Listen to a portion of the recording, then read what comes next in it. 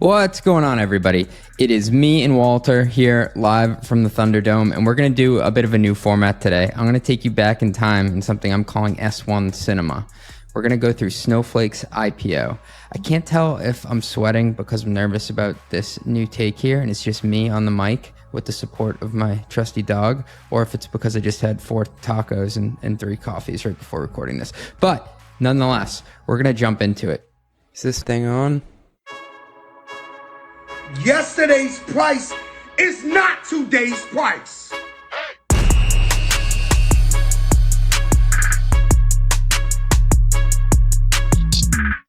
Let me set the stage. The date is September 16th, 2020. We're 3 days away from the presidential election. Tiger King is the #1 show on Netflix. And the top song on the radio is WAP by Cardi B featuring Megan Thee Stallion. What better soundtrack for Snowflake to go public on the New York Stock Exchange? This will simultaneously go down as the largest tech IPO of all time, and also the IPO that left the most money on the table. Yes, you heard that right. So excluding social media IPOs like Facebook and Snap, this was the largest software IPO of all time. It also had the largest explosion in stock price above and beyond the already high issue price. And so I never thought those two qualifiers could be true at the same time, but it's emblematic for the frothiest of frothy points in the ZERP era. Although they went public on the NYSE, the bell was rung virtually due to COVID restrictions. So they did the old ding dong on Zoom. And they weren't the only big name to go public that day. JFrog, a pipeline security company, went public on the NASDAQ. So safe to say a lot of bankers hit their bonus targets on this day. Something else I remember about the lead up was, despite it being a really technical product, something called a data lake, the narrative largely centered around 2 non-technical executives, CEO Frank Slootman and CFO Mike Scarpelli. You rarely heard about the 2 French data engineers from Oracle who founded the joint. By the way, the co-founders chose Snowflake as the company's name because of their love for ski sports and because snowflakes are born in the cloud. And Snowflake built cloud data warehouses from the ground up for the cloud. I bet Frank Slootman, the guy who said we aren't here for back rubs and free lunches, found that absolutely adorable. Okay, so what it does. But first, a quick word from our sponsors. Being an operator is not for the faint of heart. It often feels like you're jumping out of an airplane and building the parachute on your way down. CEOs, CFOs, COOs, and BizOps leaders feel my pain. That's why I joined Operators Guild. It's home to more than 1,000 of the most elite, high-growth operators in the world. Think the Special Forces for business scale. Members have access to over 150 in-person events across all 25 global chapters. The modern startup founder, CFO, and COO are really just multidisciplinary problem solvers, which is why having the best problem solvers together has created the ultimate diversity intelligence of any operator group in the world. Operators Guild gave me the chance to meet my own personal board of directors, people I can bounce ideas off of, and their online forum allows you to get answers from your peers as questions pop up. Like, how do I run an employee secondary? Or what should I pay as a base commission rate on SaaS deals? I've made great friends through attending their highly acclaimed OG Summit and frequently attend their online masterclasses taught by the best tech operators in the business. Join Operators Guild and access the Navy SEALs of high growth business scale, a group built by operators for operators. Learn more and apply at operators-guild.com. That's operators-guild.com, and tell them CJ sent you. They'll hook you up. Annual planning season is upon us. That's right, my favorite time of year. And it's not just about setting goals for the coming year. It's about ensuring you have the right tools in place to measure and achieve those goals. As a SaaS CFO, I know having access to reliable, real-time metrics is crucial for my annual planning process. That's why I'm so excited to partner with today's sponsor, Maxio. Maxio is a billing and financial operations platform that helps subscription businesses reconcile bookings, billings, GAAP revenue, and SaaS metrics automatically. By the way, guys, bookings, billings, GAAP revenue, not the same thing. Got to get them straight. Because these numbers are the foundation of your financial models, it's important to have quick access and trust that they are correct. Don't let the complexities of SaaS finance and accounting slow you down. If you want to start 2025 with the right tools, check out Maxio by visiting maxio.com/run the numbers. That's maxio.com/run the numbers. Request a demo through our link to support the podcast, ya boy, and receive a 10% discount on your first year with Maxio. That's maxio.com/run the numbers. maxio.com/run the numbers. Please, guys, I really need this. All right, so this is a part of the show where a person who can't code tells you the technical stuff a product achieves. Basically, Snowflake is a cloud-native data warehouse. That means they store and analyze data in the cloud rather than on-premise, which means like in your actual office or storage closet. Traditionally, organizations use data warehouses to host and integrate data from internal sources, usually transactional databases. Over time, data sources became numerous and varied, which overwhelmed storage capacity and increased workload demands. Basically, it slowed stuff down. This accelerated fragmentation and led to data silos and eventually data lakes, like in Minnesota. The founding team's unique insight was that traditional on-prem data warehouses from Oracle, Teradata, and Netezza were rigid and difficult to use and limited in computation and storage because data warehouses were constrained by the amount of hardware and physical server spaces companies had. Also, have you ever been in a server room? It's really hot in there. They designed their cloud-based data lakes to be faster, easier to use, and more flexible than traditional data warehouses. The adjectives traditionally thrown around here are scalability and extensibility. I still don't know what that word means. And they separated the storage and compute resources so users only paid for what they used. This last part is perhaps the most game-changing if you're a CFO worried about running up the taxi meter. If James Dean made smoking cool, Snowflake made usage-based pricing cool. Everyone around this time was largely relying upon a typical seat-based SaaS model. With Snowflake, customers have the option to pay on demand or prepaid for a bunch of credits, and they get volume discounts.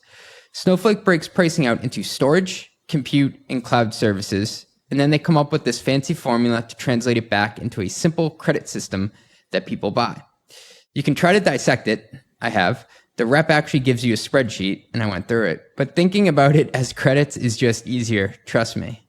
And a quick tangent, I always laugh at how basic and kind of sloppy Snowflake's monthly statements are for such a sophisticated company and how many people pay to use it. It looks like someone made it in Microsoft Word after 3 beers and slapped some blue on the header. If you know, you know. All right, so it's also important to note that Snowflake is built on top of Google Cloud, Microsoft Azure, and Amazon Web Services.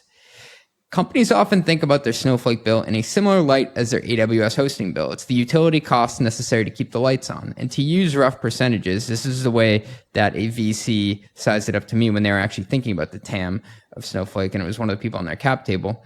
If you pay 15% of your revenue on AWS each month, maybe you spend an additional 3 or 4% of revenue on Snowflake.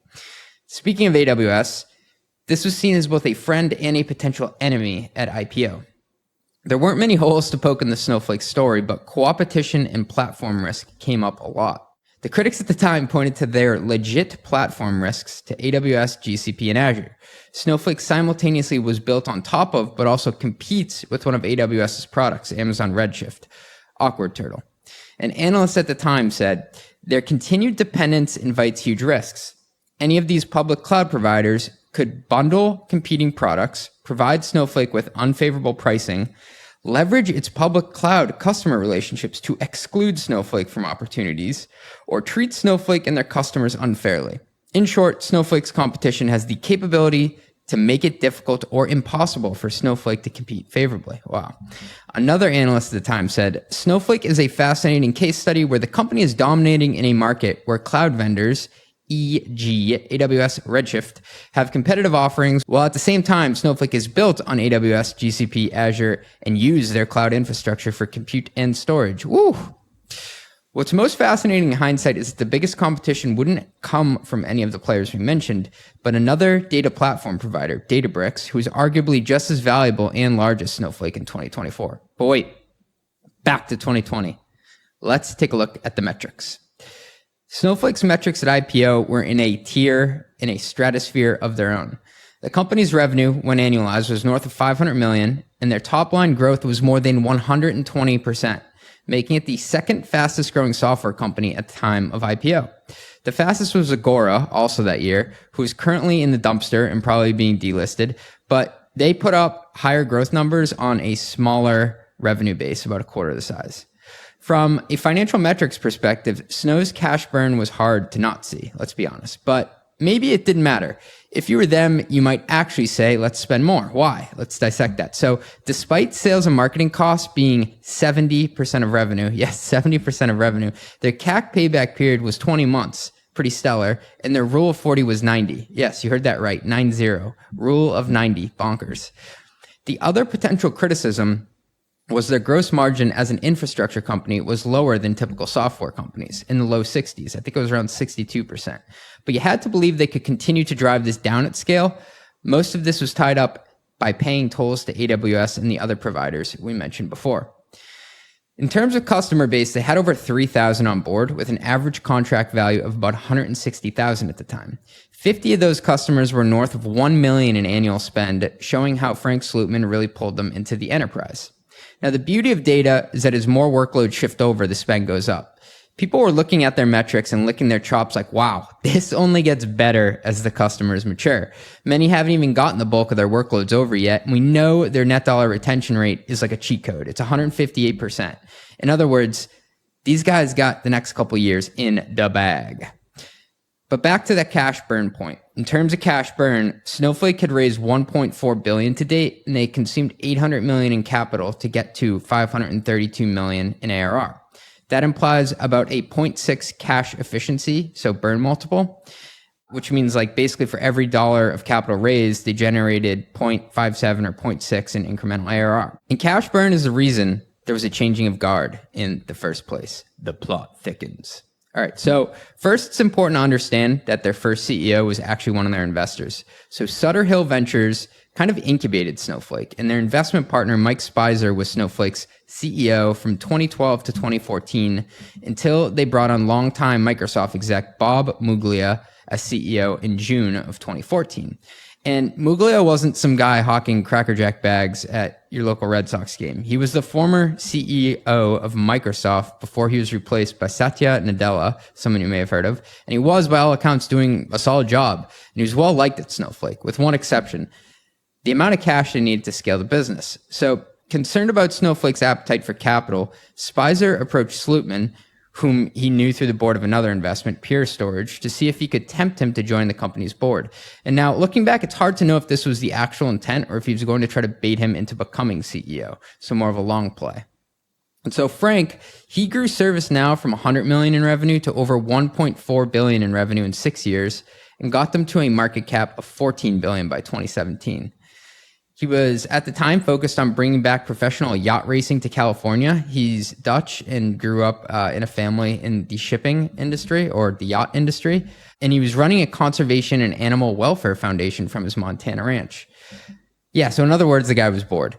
And so Forbes did a really good profile on him. It has a bunch of really hilarious pictures of him with his golden retrievers. I love when you have a badass CEO or CFO and they just love dogs. They're like a total killer, but then like they melt when it comes to like their dog Wally. So in it, he said, "I have empathy with a lot of quarterbacks who don't know how to retire." I mean, the guy didn't need the money, but hey. So when Slootman expressed interest in the Snowflake CEO job, Sequoia and Sutter Hill jumped. And so Speiser discussed the difficult decision to fire Muglia.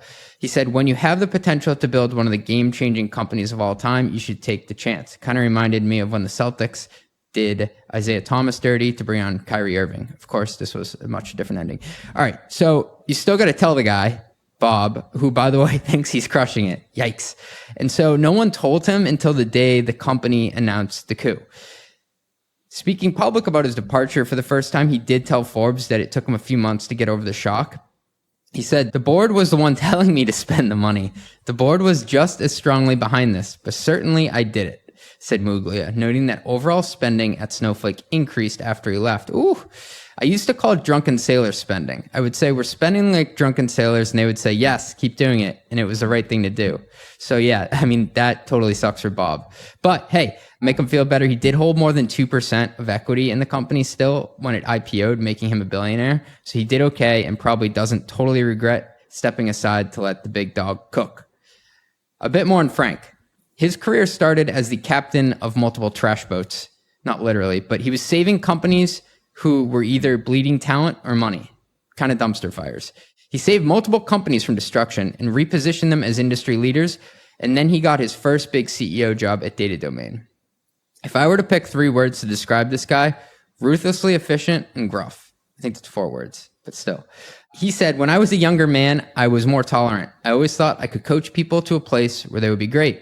And 99 times out of 100, you're wrong on that, which is the reason I now pull triggers much faster. I still don't think I've ever taken anybody out of a job too soon. It's always been too late. He also says, I exercise executive prerogative. I don't have to justify it. I don't have to convince you. I just have to know that this is what I want to do. And the reason is CEOs are only there for one reason, and that is they need to win. When you win, nobody can hurt you. And when you lose, nobody can help you. Ooh, baby, that gets me jacked up.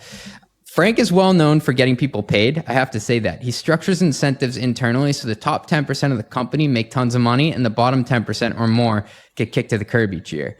He runs a true meritocracy, rewarding those who can move fast and are solutions oriented. He's famous for saying he wants to hire drivers, not passengers. I steal that phrase all the time. And he's also famous for not taking any shit from his investors. There's a funny story where Doug Leone, one of his investors from Sequoia, who's famous in his own right, tried to give him unprompted advice in a board meeting. And Frank says, Doug, thank you for that comment. Have I told you my point of view on boards? The job of the board is to hire and fire the CEO. If I'm doing a bad job, you should go ahead and fire me. Otherwise, I'm going to go ahead and run the company.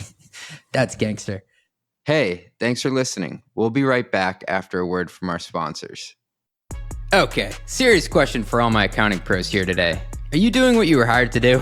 What I mean is, do you have time to actually be a business partner, or are you buried in tedious manual tasks just to get your journal entries prepared every month? I know how that feels. Leapfin's here to help with that. Leapfin is accounting automation software that automatically prepares and posts reliable journal entries. And that's just the beginning. High-growth businesses like Reddit, Canva, and Seat Geek choose Leapfin to eliminate manual tasks, accelerate month-end close, and enable accounting leaders like you to provide faster insights that will help your company grow. If you're battling messy transaction data from Stripe, Adyen, Shopify, Apple Pay, and other PSPs, and then battling again to get it all into NetSuite, go to leapfin.com to watch their short product intro video. And if you like what you see, request a 15-minute conversation to learn how accounting automation can help you and your team. Check out leapfin.com today. That's leap like jump, fin like shark. I just made that up. I hope they're okay with it. Leapfin.com. As a startup CFO, the number one question my friends come to me with is, who do you use for banking? That's right, they don't ask me for my chicken parm recipe, and they don't ask me where I got my dog groomed. I'm the friend they come to for invoicing, credit card, and bank account advice. Go figure. So I thought I'd just come out and answer it for everybody on the podcast. I recently made the switch to Mercury because I was losing my mind trying to get a clear understanding of how cash entered and left the building. Financial operations were getting needlessly complex, and that's coming from someone who does finance stuff for a living. You can't manage what you can't measure, so I made the change. Plus, it took me literally under 10 minutes to go from application to approval. I'm not kidding. It was wild. Mercury simplifies your financial operations with powerful banking, and it gives you greater control, precision, and speed so you can operate at your best. Mercury is a financial technology company, not a bank. Banking services provided by the Choice Financial Group and Evolve Banking Trust. Members FDIC. What does the future hold for business? Ask 9 experts and you'll get 10 answers. Bull market, bear market. Rates will rise, rates will fall. Can someone please just invent a crystal ball already? Until then, over 40,000 businesses have future-proofed their companies with NetSuite by Oracle, the #1 cloud ERP, bringing accounting, financial management, inventory, HR into one fluid platform.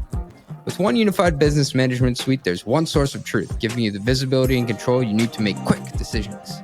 With real-time insights and forecasting, you're peering into the future with actionable data. Whether you're closing the books in days, not weeks, you're spending less time looking backwards and more time on what's next. If you listen to this podcast, you'll know I ask CFOs all the time to rep their tech stacks, and I would say almost every one of them use NetSuite. And that's what I would use too. Whether you're a company earning millions or even hundreds of millions, NetSuite helps you respond to immediate challenges and seize your biggest opportunities. Speaking of opportunity, download the CFO's Guide to AI and Machine Learning at netsuite.com/metrics. The guide is free to you. That is netsuite.com/metrics. Ooh, yeah, it's netsuite.com/metrics. Please, guys, I really need this.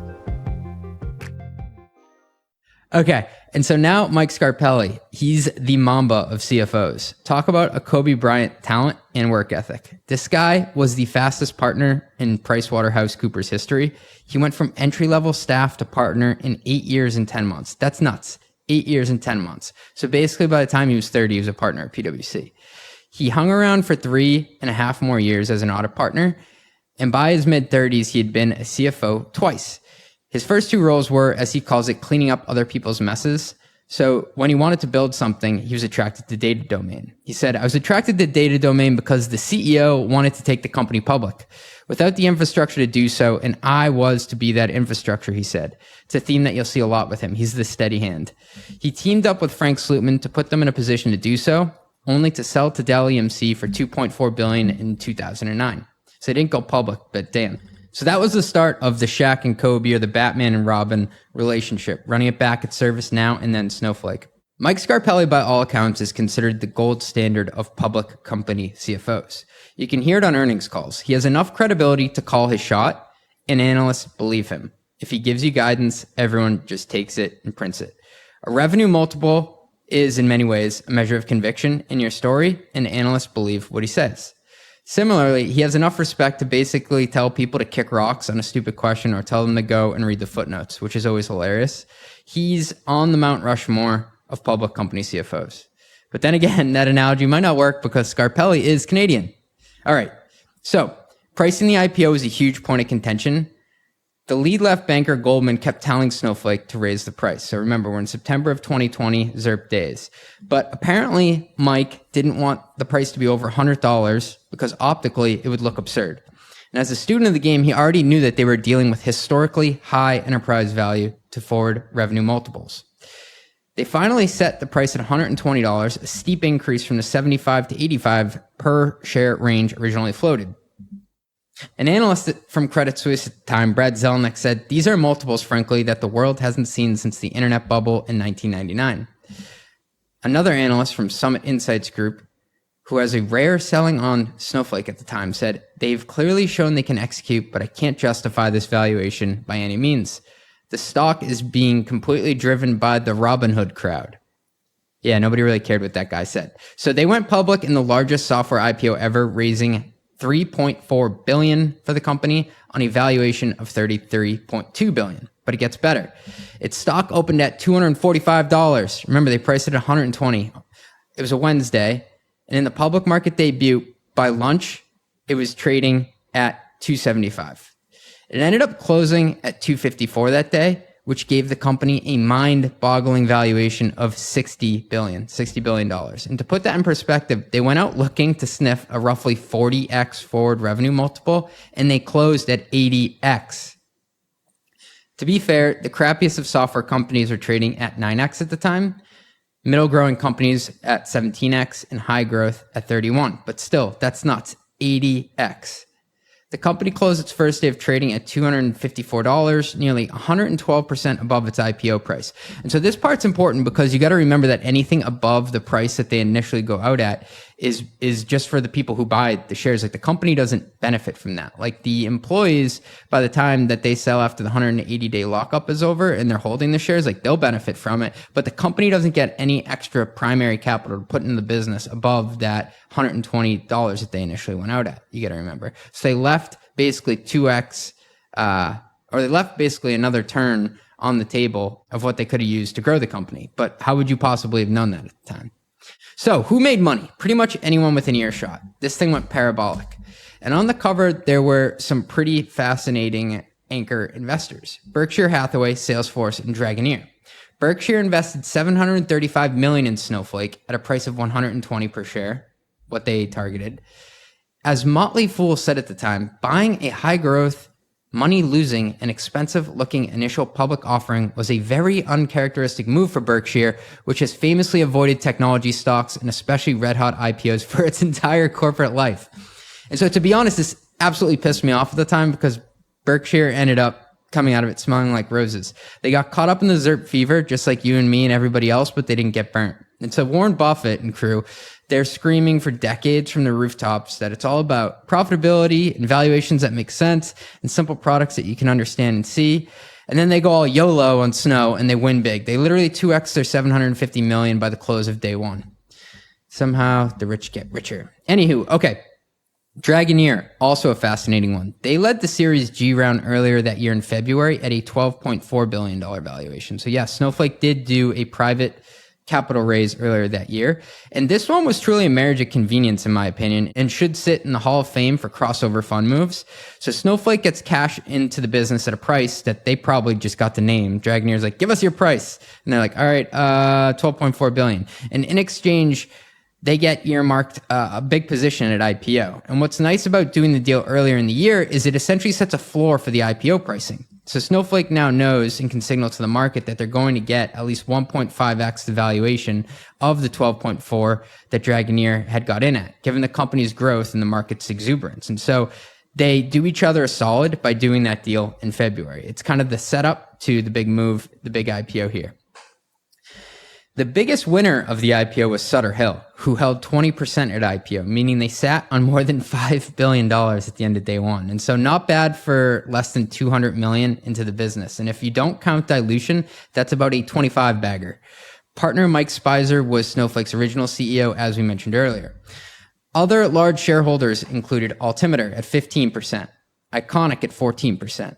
Redpoint at 9%, Sequoia at 8%, and Frank Slootman at 5%. Nice.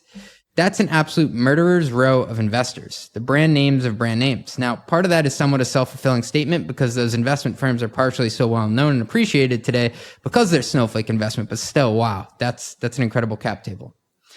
All right, quick tangent. Other companies that IPO'd this year. In chronological order, we started out hot, guys. We had Casper, a mattress company. You remember that one? Then we had ZoomInfo, Vroom, the car marketplace, Agora, who we mentioned earlier, growing really fast, Lemonade, the insurance company, nCino, the vertical software company, Jamf, IT management, BigCommerce, marketplace, Duck Creek Technologies, another vertical software company, JFrog, same day, all right, Sumo Logic, they're now taken private, Palantir, they're still ripping by all accords. They're probably top 5 in forward EV to revenue multiples. Asana, McAfee Security, I forgot about that one. C3.ai, DoorDash, and Airbnb. Wow, that's a pretty awesome draft class. How is Snowflake doing today? Their market cap sits just below 50 billion nearly 4 years later. They're estimated to do 3.7 billion on a next 12 months basis, meaning they've grown revenue by roughly 7x since IPO, and their customer count has 10x'd, both total customers and customers over 1 million per year. But they're still below their day one close by a wide margin.